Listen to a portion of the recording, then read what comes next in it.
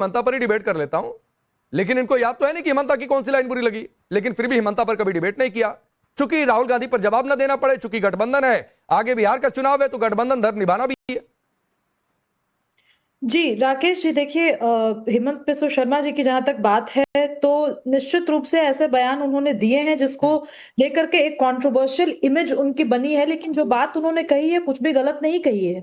जो पॉलिसीज लेकर के आए हैं वो गलत पॉलिसीज नहीं है, इसीलिए ये बोलने से बचना चाह रहे हैं क्योंकि उनका कोई भी बयान ऐसा नहीं है जो तथ्यों पर आधारित नहीं हो। खैर, डिबेट आज हेमंत बिस्वा शर्मा पर नहीं है। अगर हेमंत बिस्वा शर्मा पर डिबेट होगी भी तो भी जो राहुल गांधी ने किया है वो लोकतंत्र की निगाह में उसको धृष्टता कहनी चाहिए। मैं उसको पाप, जघन्य पाप तो नहीं कहूंगी, जब चुनाव हार जाएंगे तब उसको जघन्य पाप की श्रेणी में डाल करके एनालिसिस होगी उसकी, लेकिन उन्होंने जो किया है वो निश्चित रूप से धृष्टता है, क्योंकि ये एक बेसिक तकाजा है कि आप किसी भी संवैधानिक पद पर बैठे हुए व्यक्ति की बात किस लहजे में करें, किस टोन में करें।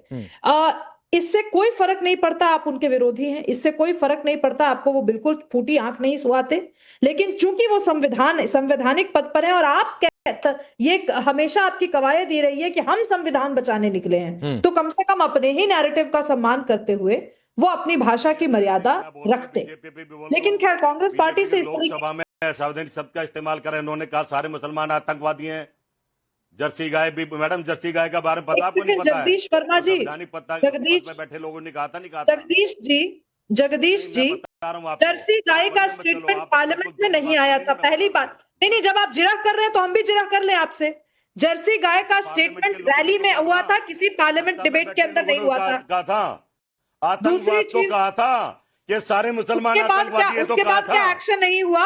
उसके बाद क्या टेलीविजन डिबेट में खींचा लेदर नहीं हुई? अगर आप चाहते हैं कि आपके नेता को लेकर खींचा लेदर नहीं हो तो आप अपने नेता को समझाइए कि भाषा की मर्यादा में रहे।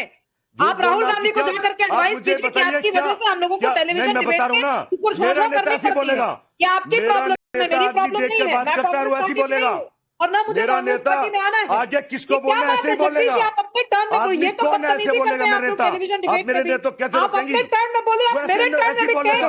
मैं आता हूं बीच में। जगदीश भाई आपको काउंटर करना था, मैं हर बार कहता हूं कोई बोलता रहे, कोई भी काउंटर कर दे, लेकिन एक दो लाइन बोलकर शांत हो जाइए, कमेंट्री मत चालू करिए प्लीज सर। सबको इंटरप्शन की परमिशन है, लेकिन एक दो लाइन इंटरप्शन होता है सर, लगातार नहीं होता है। रुक जाइए, अभी सुन लीजिए शिवराज सर को, दो मेहमान अभी भी वेट कर रहे हैं। रुक जाइए please Jagdish ji, please sir, please. आपसे डिबेट की शुरुआत की थी, नहीं अच्छा लगता है। आप देखिए हसन भाई, ऋतुराज भाई अभी वेट कर रहे हैं अपनी बारी का, रुक जाइए थोड़ा सा प्लीज जगदीश जी। मेरे नेता की बात करेगी तो सुनेगी। अरे फिर आप भी उनके नेता की बात करते हैं, ये कौन सी भाषा है कि मेरे नेता की बात करेगी तो सुनेगी? आप उनके नेता की बात कर रहे, वो आपके नेता की बात ना करें, ऐसी बात होती है क्या? अभी सिर्फ शिवराज बोल रही है। मैं तो, मुझे तो इसलिए हंसी आती है कांग्रेस पार्टी के प्रवक्ताओं के ऊपर, क्योंकि ये इनको इनडिफेंसिबल को डिफेंड करने के लिए भेज दिया जाता है। वो भी क्या कर सकते हैं? मैं जगदीश शर्मा जी की समस्या समझ सकती हूँ, ये बात सच है कि जो मैं बोल रही हूँ उसको सुन करके उनको पीड़ा होगी, उनके नेता को पीड़ा होगी, इनके जो फेंस पे बैठे हुए वोटर्स हैं उनको, वो भी कन्विंस हो सकते हैं जो मैं कह रही हूं उनसे, इसीलिए मुझे बोलने नहीं दे रहे हैं और ये बोलने नहीं देंगे। लेकिन मैं बार बार ये कहूंगी कि आप राहुल गांधी को समझाइए कि विदेश में जाकर एक तो बात करने का क्या स्कोप होता है, उस पर एक बार तैयारी कर लें। दूसरी चीज ये तैयारी जरूर कर लें कि जब आप पब्लिक रैली में हैं तो आप संवैधानिक पद पे बैठे हुए किसी भी व्यक्ति का, मैं सिर्फ प्रधानमंत्री की बात नहीं कर रही हूं, द्रौपदी मुर्मू जी को भी लेकर के इसके पहले कंट्रोवर्सी हो चुकी है। तो इनकी तो आदत है कि संवैधानिक पद पर बैठे हुए किसी भी व्यक्ति की मर्यादा तार तार कर सकते हैं। और अगर मैं एनालाइज करूं राकेश जी, तो इसके पीछे वो दंभ है, वो रॉयल्टी का दंभ है, जो रॉयल्टी इनको देश की जनता ने दी है। ये कहीं के राजा नहीं आए थे। ये वाकई जो शिवराज कह रही हैं, ये रॉयल्टी का दंभ है, ये 70 सालों के शासन का दंभ है, ये दंभ है क्या वाकई, या फिर जो बीजेपी कह रही है कि हताशा? इस पर मैं आगे चर्चा को बढ़ाऊंगा, लेकिन ऋतुराज भाई एक minute please. Jagdish ji please sir, नहीं अच्छा लगता है, मैं स्ट्रिक्ट होकर कुछ कहूं, मुझे किसी के लिए नहीं अच्छा लगता है। रुक जाइए ऋतुराज भाई, एक तो जो शिवराज ने कहा धृष्टता, तो क्या आप मानते हैं कि राहुल गांधी की धृष्टता है? और संवैधानिक पद पर बैठे व्यक्ति को क्या ऐसी भाषा इस्तेमाल करनी चाहिए? देखिए, पब्लिक लाइफ में भाषा की मर्यादा होनी चाहिए और रोहन गुप्ता जी की बात से मैं सहमत हूं सुब्रता जी की बात से भी सहमत हूं कि जो व्यक्ति संवैधानिक पद पर बैठा हुआ है उसको भी मर्यादा का ध्यान रखना चाहिए, जो पार्टियों के बड़े बड़े नेता हैं उनको भी मर्यादा का ध्यान रखना चाहिए। लेकिन मुझे बड़ा दुख होता है जब मैं अपने भारत के प्रधानमंत्री श्रीमान नरेंद्र मोदी जी के मतलब मुंह से सुनता हूं 50 करोड़ की गर्लफ्रेंड, अर्बन नक्सलाइट, दीदी और दीदी, ये एक्ट ऑफ गॉड नहीं है, एक्ट ऑफ फ्रॉड है कि नहीं? इसके साथ साथ क्या सब बोलते हैं, लगातार बिहार के लोगों के डीएनए को क्वेश्चन करते हैं, किस तरह के भाषा का प्रयोग करते हैं, संवैधानिक पद पर बैठ करके प्रयोग करते हैं। तो जब आप इस तरह का ट्रेंड सेट करेंगे तो सामने से इस तरह की बातें होगी, लेकिन मैं फिर भी इस तरह की बातों को, इस तरह की भाषा को बिल्कुल भी अप्रिशिएट नहीं करता हूं। और मैं मानता हूं कि राजनीतिक जीवन में, सार्वजनिक जीवन में भाषा की मर्यादा होनी चाहिए। हिम्मत है, काम की बात करो, काम के नाम पर वोट मांगो, काम को जो है सो बीच में लाओ, काम की राजनीति करो। ये क्या तुच्छी भाषा की बात कर रहे हो? ये इस तरह की तू तड़क की भाषा नहीं होनी चाहिए। लेकिन इसका एग्जाम्पल सबसे पहले हमारे देश के प्रधानमंत्री जी को समझना पड़ेगा। 50 करोड़ की गर्लफ्रेंड, नेताजी अरविंद केजरीवाल जी को बोले अर्बन नक्सलाइट है, बिहार के लोगों का डीएनए गड़बड़ है, ममता बनर्जी जो कि इनसे बहुत सीनियर। अच्छा ऋतुराज भाई एक सवाल है आपसे, ऋतुराज भाई एक सवाल है, रोहन गुप्ता इसको रिप्लाई करेंगे, वो मुस्कुरा भी रहे। मेरा एक सवाल है आपसे सर, मेरा एक सवाल है सर आपसे, मेरा एक सवाल है, क्या आपकी पार्टी ने और आपकी पार्टी के नेताओं ने इस मामले में आदर्श प्रस्तुत किया है? आप इस बात को दावे के साथ कह सकते हैं टीवी पर? हमने कभी भी, सुनिए, हम काम की राजनीति करते हैं, शिक्षा स्वास्थ्य की बात करते हैं, आदर्शों की बात करते हैं, नैतिकता की बात करते हैं, और हमारे में से किसी आदमी ने कभी भी भाषाई मर्यादा को कभी क्रॉस नहीं किया है, क्योंकि हम काम की राजनीति करते हैं। अच्छा, एक मिनट रोहन भाई, एक मिनट दीजिएगा, मैं जगदीश जी को ला लेता हूं। जगदीश जी आपको शायद बेहतर रिप्लाई कर देंगे। जगदीश जी जरा बताइए, शीला दीक्षित को लेकर क्या क्या कहा गया था? आपको तो याद होगा अच्छे से। क्या कहा था शीला दीक्षित को लेकर, बताइए। मैं तो उनसे पूछ ले रहा हूँ, जगदीश जी आप बताइए।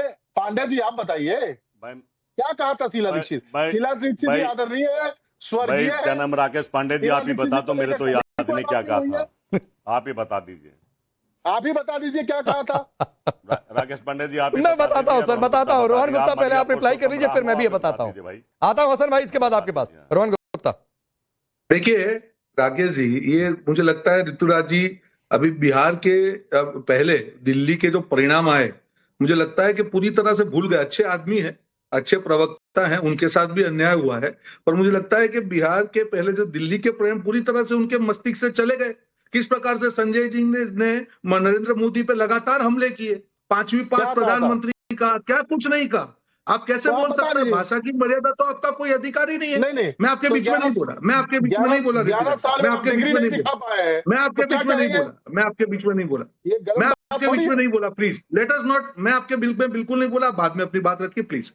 अब हर बात प्रधानमंत्री जी के व्यक्तिगत तौर पे आक्रमण करने में आम आदमी पार्टी और कांग्रेस पार्टी की हमेशा से कंपटीशन रही है।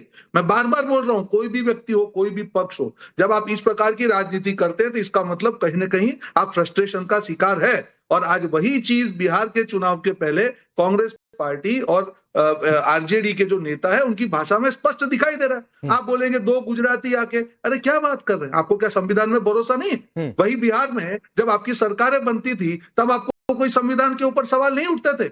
वही बिहार का आपने 15 साल जंगल तब आपको नहीं याद आ रहा था। जब लोकसभा में आपकी अच्छी सीट आई तब आपको चुनाव आयोग याद नहीं आ रहा था, तब संविधान खतरे में नहीं था। तो ये डबल मामला नहीं चल सकता है दोगलापन के। जब अपने हिसाब से परिणाम आए तब आपके लिए सब चंगा सी, और जब लगे कि नहीं परिणाम गलत आ गया, आप हर आदमी सवाल उठाता है। ठीक, सुब्रता अभी कुछ ऐड करना चाह रही हैं, फिर हसन भाई माफी थोड़ा सा देर हो रहा है, जल्दी।